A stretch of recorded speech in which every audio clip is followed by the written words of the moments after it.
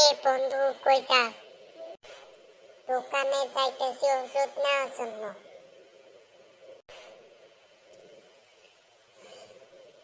ওষুধ কেন, কি হয়েছে?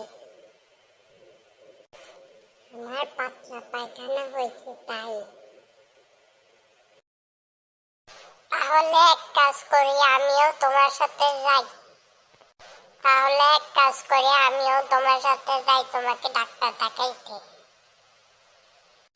ঠিক আছে চল। আমার একটু ভয় লাগতেছে, একজন গেলে ভালো হবে। এই গাধাটাকে খালি এক জায়গায় দাঁড়িয়ে আছে। এই গাধা সর, আমাকে যাইতে দে, আমার ডাক্তার কাছে যেতে হবে। কে বলছে এই কথাটা? এই গাধার বাচ্চা, তোর কি কমন সেন্স নাই?